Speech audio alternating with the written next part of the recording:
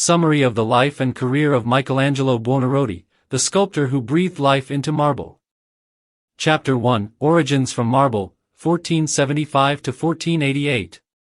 On March 6, 1475, Michelangelo Buonarroti was born in Caprese, a small town in Tuscany, into a family that was once small bankers in Florence but had declined. His father, Ludovico, was a local official and always proud of the belief that his family was related to the noble lineage of Countess Matilda di Canossa. His mother, Francesca di Neri, weak and sickly, passed away when he was only 6 years old, leaving a profound void in the soul of young Michelangelo. In his early years, he was sent to Setignano, a small village near Florence, to live with a family of stonecutters, where his father owned a marble quarry and a small farm. It was here that Michelangelo grew up amidst white marble dust, observing each chisel stroke of the craftsman and gradually becoming mesmerized by the ability to transform stone into living form. Giorgio Vasari once wrote that Michelangelo joked the milk from his wet nurse had mixed with marble dust, nourishing the sculpting talent within him. Florence at that time was the cradle of the Renaissance. Michelangelo, unlike his peers, did not indulge in playing outside but was captivated by visiting churches, silently observing ancient reliefs and murals. The boy often secretly sketched religious figures, nurturing a passion that his father always tried to discourage. He wanted his son to pursue academics or commerce. However, such practical views could not extinguish the fire of creativity already burning within Michelangelo. Every afternoon he skipped school to be near a stone workshop. Every time he secretly drew behind closed doors, each step brought him closer to his destined genius. The early years of vulnerability, living near craftsmen, and exposure to religious art laid a solid spiritual foundation. Michelangelo from an early age formed a belief that within each rough stone lay a form waiting to be freed. And he, with his small but ambitious hands, would be the one to accomplish that. While others played, Michelangelo quietly observed the skilled stonecutters, mimicking each chisel stroke with his tiny hands. He visited churches, admired ancient reliefs, and sketched in his notebook like a sleepwalker. Florence, the heart of the Renaissance, planted the first seeds of art in his soul. Despite his father's opposition, who wanted him to pursue studies or business, Michelangelo quietly nurtured the flame of creativity. The early years, though brief, filled with loss and solitude, became the solid foundation for the journey of a genius. Chapter 2, Under the Medici's Shadow, 1488 to 1492. At the age of 13, Michelangelo officially began his artistic journey when his father sent him to apprentice at the workshop of Domenico Ghirlandaio, one of the most influential and masterful painters in Florence at the time. In the rigorous and colorful environment of Renaissance art, Michelangelo quickly revealed his outstanding talent. Just 1 year later, Ghirlandaio, known for being demanding, agreed to pay him as a full-fledged painter, an unprecedented gesture for such a young apprentice. It was Ghirlandaio who later recommended Michelangelo to one of the most powerful and artistically inspiring places in Italy, the Medici Palace. Here, Michelangelo was personally accepted into the Platonic Academy by Lorenzo de' Medici, the renowned patron of the arts. In the Medici sculpture garden, amidst ancient Roman statues, the young boy was exposed to ancient philosophy, poetry, and humanistic ideals. He attended philosophical dialogues, read works by Plato and Dante, and discussed with scholars the concepts of beauty and the immortality of the soul. Additionally, he began sculpting his first works, such as Madonna of the Stairs, gentle and serene, and Battle of the Centaurs, powerful, confrontational, and dynamic. Though still young, these two works demonstrated his profound sculptural thinking and ability to perfectly combine emotion with classical composition. Lorenzo Medici treated Michelangelo like a son, providing for both his livelihood and education, creating optimal conditions for him to access the finest art and ideas of the time. However, this favoritism also placed pressure on Michelangelo to prove himself worthy. In the evenings by the oil lamp, as scholars' debates echoed in the cold stone space, Michelangelo passionately sketched, drawing the first lines of a grand journey. The 4 years under the Medici roof were not only a time of learning but also a period that shaped his artistic soul, when Michelangelo gradually understood that art is not just skill but an immortal language to communicate with history and God. Chapter 3, Travels and the Pietà, 1492 to 1499. In 1492, when Lorenzo de' Medici died, the aura of patronage also faded. Florence fell into crisis, and Michelangelo was forced to leave the Medici palace, ending a brilliant period to enter a time of wandering and shaping his artistic resilience. He went to Bologna, an ancient city with a long artistic tradition, where he received patronage from a wealthy nobleman and was commissioned to sculpt small statues for the shrine of Saint Dominic. Here, he encountered the works of Jacopo della Quercia in the Basilica of San Petronio, particularly the relief The Creation of Eve. Its soft curves and intense expressiveness left a lasting impression on him, becoming a long-term inspiration for his later works, including the Sistine Chapel ceiling. In 1496, Michelangelo set foot in Rome. He was only 21 years old but carried within him the desire to make a name for himself in the ancient city, where every statue had centuries of history. His first work here was Bacchus, the god of wine, in a staggering, drunken pose, with a sensual body, a mysterious smile, and a boldness that divided critics. Although rejected by a cardinal, the statue was still purchased by the collector Jacopo Galli, marking a significant step for Michelangelo in the art capital. But the true masterpiece that made his name resonate far and wide was the Pietà, commissioned by Cardinal Jean de Bilhers in 1497. The work depicts the Virgin Mary holding the body of Jesus after his crucifixion, a scene of profound sorrow, but Michelangelo skillfully transformed the pain into transcendent beauty. The folds of fabric seem soft under the marble, the Virgin's face is calm yet sorrowful, Jesus' body is light as if asleep, all harmoniously blended in a perfect composition. When the Pietà was placed in St. Peter's Basilica in 1499, all of Rome was stunned. Many could not believe that such a young artist could create such a miracle. One night, out of pride and to protect his reputation, Michelangelo quietly carved his name on the sash across the Virgin's chest. This was the only time in his life he signed a work. The years from Bologna to Rome were not just a professional journey but also a journey of self-discovery. Michelangelo learned to harmonize classical art with personal expression, between perfect technique and sincere emotion. With the Pietà, he did not just sculpt stone, he sculpted an immortal belief in beauty, in silent pain, and in the power of art to touch the human heart. Chapter 4, David and Fame, 1499 to 1505. When Michelangelo returned to Florence in 1499, he brought with him the resounding success of the Pietà from Rome. His hometown was then in a period of strong renaissance, with a democratic political spirit and a desire to express communal strength. In this context, Michelangelo received a challenging commission from the City Council of Florence, to complete the statue of David from a giant marble block over 5 meters tall, which had been left unfinished for 40 years by the artist Agostino di Duccio. The block had cracks and an awkward shape, but Michelangelo saw in it a form waiting to be freed. For 3 years, from 1501 to 1504, he worked tirelessly in a special workshop at the Florence Cathedral, often sleeping right next to the stone.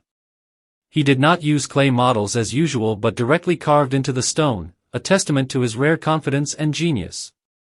The result was the statue of David with a nude body full of vitality, focused eyes full of inner strength, depicting the tense moment before battling Goliath.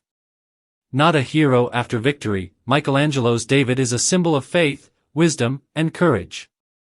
Upon completion, the statue was placed prominently in the Piazza della Signoria, the political center of Florence, instead of in the cathedral as planned. David quickly became a symbol of the Florentine Republic, a powerful affirmation of freedom and the strength of the individual against oppressive forces. Intellectuals, artists, and the public all gathered to admire this masterpiece, praising Michelangelo as an unparalleled genius. During this period, Michelangelo also ventured into painting with the Doni Madonna, a work rich in color and energy, marking his transition from sculpture to painting. He was also commissioned to create a sketch for the Battle of Cassina for the City Council, a large mural project competing with Leonardo da Vinci's Battle of Anghiari at the Palazzo Vecchio. Although the project was not completed, his drawings were preserved as symbols of the vitality of the human body and the fighting spirit. Michelangelo's fame exploded not only in Florence but throughout Italy. Popes, nobles, and powerful figures all wanted him among the artists serving them. However, fame also brought burdens. Michelangelo began to live more solitarily, becoming cautious and always haunted by the pressure for perfection. David not only elevated him to the pinnacle but also opened a new chapter full of challenges, where he was no longer a talented apprentice but an artist bearing the expectations of an entire era. Chapter 5, The Tomb of Julius II and Interruptions, 1505 to 1545. In 1505, Michelangelo was summoned to Rome by Pope Julius II to begin work on his personal tomb, an unprecedented grand project with 40 marble statues and a complex structure at the Church of San Pietro in Vincoli. Michelangelo envisioned this as the pinnacle of his career, where sculptural art and architecture would blend to honor one of the most powerful popes of the Renaissance. He immersed himself in drawings and ideas, full of expectations for an eternal masterpiece. However, just a year later, that hope quickly shattered. Julius II abruptly stopped funding to redirect the budget to rebuilding St. Peter's Basilica. Feeling insulted and undervalued, Michelangelo quietly left Rome for Florence without permission, an act considered disrespectful. Under pressure from the Florentine authorities, he was forced to return, but his relationship with the Pope remained tense. Nevertheless, he still created classic works for the project: Moses, the authoritative prophet with a fierce gaze and mysterious horns, rebellious slave and dying slave, two vivid figures expressing resistance and surrender in chains. These works, now displayed at the Louvre, demonstrate Michelangelo's extraordinary ability to depict psychology and emotion through stone. The tomb of Julius II was never realized as originally designed. Over 40 years, the project was repeatedly interrupted by other tasks, such as the Sistine Chapel ceiling or the Medici chapel. Michelangelo once lamented that this was the greatest sorrow of his life. Subsequent popes also changed the plans, scaling down the project, leaving Michelangelo deeply disappointed. However, it was through this series of interruptions, conflicts, and disappointments that he honed his artistic resilience. He faced pressure, doubt, and politics but still maintained his artistic vision. Although not completed as desired, the tomb of Julius II remains a symbol of perseverance, ambition, and Michelangelo's spiritual strength, an unfinished work but forever etched in the history of Western art. Chapter 6, The Sistine Chapel Ceiling, 1508 to 1512. In 1508, Michelangelo received a proposal from Pope Julius II that he initially wanted to decline, to paint the ceiling of the Sistine Chapel in the Vatican. As a sculptor by self-identification, not a painter, Michelangelo hesitated to embark on this massive painting project. However, inner urges and pressure from the Pope left him no choice but to accept. And so, that decision led to one of the greatest artistic masterpieces in human history. The project required him to decorate over 500 square meters of ceiling with more than 300 figures, an enormous workload. Michelangelo insisted on designing the composition and concept himself. Instead of simply following the initial request to paint the apostles, he created a complex and profound symbolic program, 9 main scenes from the book of Genesis, from the creation of the world, Adam and Eve, to the Great Flood and the salvation of humanity. Surrounding them are prophets and sibyls, symbolizing the prophecies of Christ's birth, along with nude figures, ignudi, representing ideal beauty. Michelangelo worked almost alone for 4 years, erecting scaffolding, mixing colors, and painting every detail under grueling conditions. He worked with his head tilted back all day, suffering from back pain, neck strain, and blurred vision. In letters to friends, he complained of fatigue and loneliness but never gave up. His perspective technique was so refined that the three-dimensional images appeared vivid even at great heights. The scene of the creation of Adam, where God's finger nearly touches Adam's, became a global icon of art and faith. The figures he painted were not mere humans but symbols of struggle, aspiration, and redemption. The Sistine ceiling is a sublime fusion of theological wisdom and artistic talent. On October 31, 1512, the Sistine Chapel ceiling was officially unveiled. The entire papal court was stunned. It was said that since antiquity, no work had matched it. Michelangelo, who had reluctantly accepted the project, surpassed his own limits and redefined the possibilities of mural painting. This achievement not only solidified his status as the greatest artist of the Renaissance but also placed him at the center of human art history.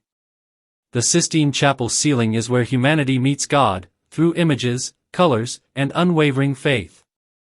Chapter 7, The Medici Chapel and the Line Between Life and Death, 1513 to 1534.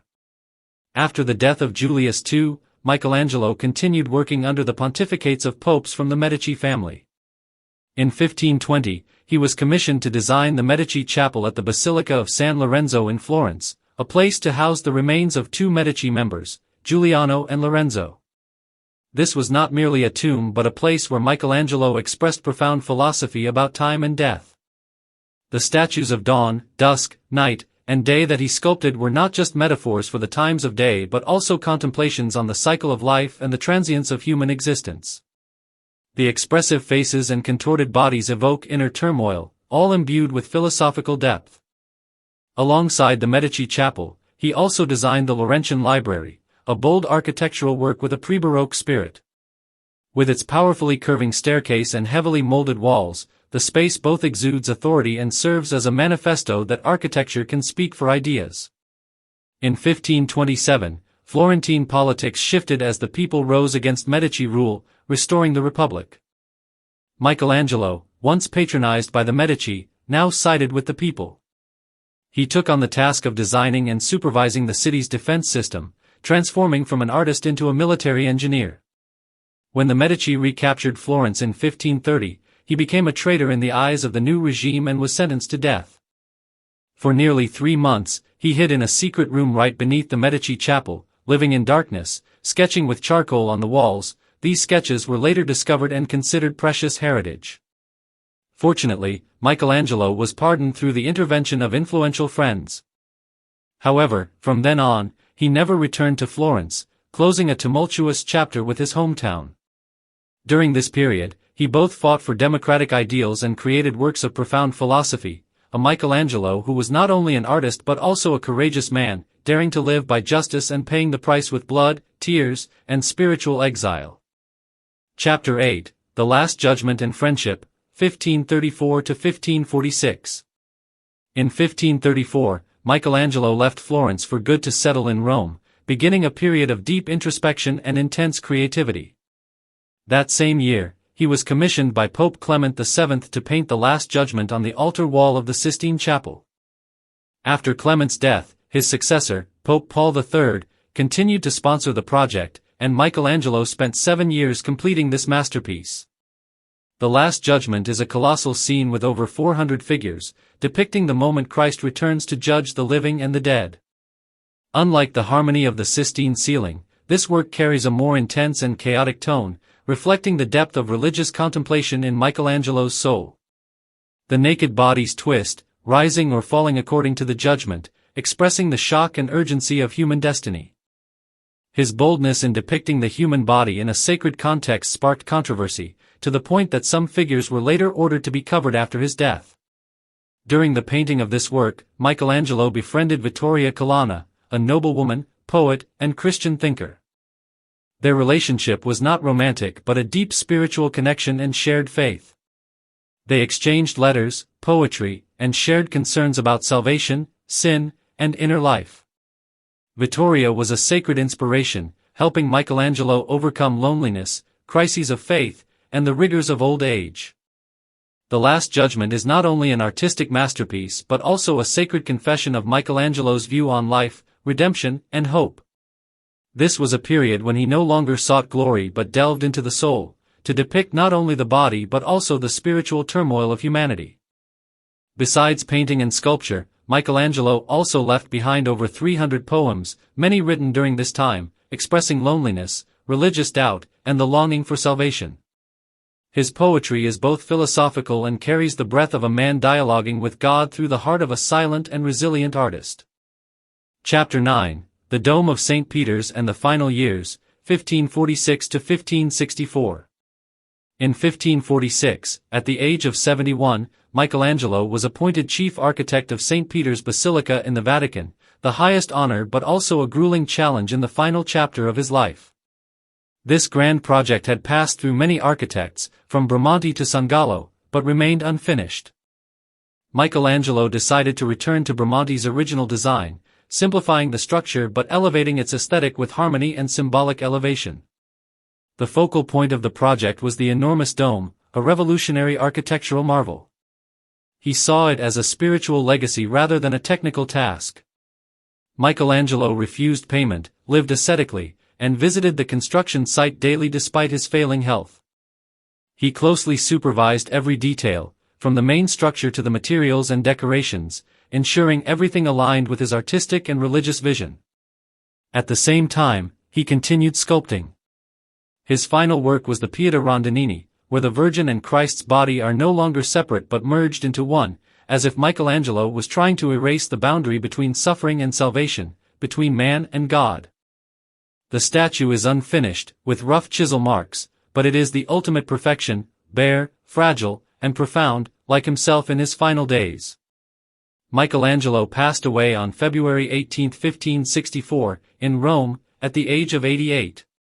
Though he had lived nearly 3 decades away from Florence, his body was brought back to his hometown as per his wish.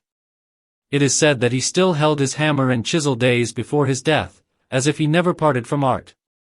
The dome of St. Peter's, completed after his death, became a symbol reaching towards the heavens, connecting finite humanity with eternal faith. Michelangelo closed his life not with applause but with the sacred silence of a soul that had devoted itself entirely to art, like a bridge between stone and eternity. Conclusion: Eternal legacy. Michelangelo is not just a symbol of the Renaissance, he is the pinnacle of human artistic thought. With David, he gave stone breath and spirit. With the Sistine Chapel ceiling, he turned colors into metaphysical language. With the dome of St. Peter's, he erected an architectural symbol reaching towards the divine. His entire life was an extraordinary combination of harsh manual labor and transcendent intellectual depth. Michelangelo lived ascetically, material luxury held no allure for him. The poems he left behind reveal a lonely, anguished soul, always questioning faith and the meaning of existence. He did not seek fame, yet he was the first Western artist to have a biography written while still alive, praised by Giorgio Vasari as surpassing all ancient and contemporary artists.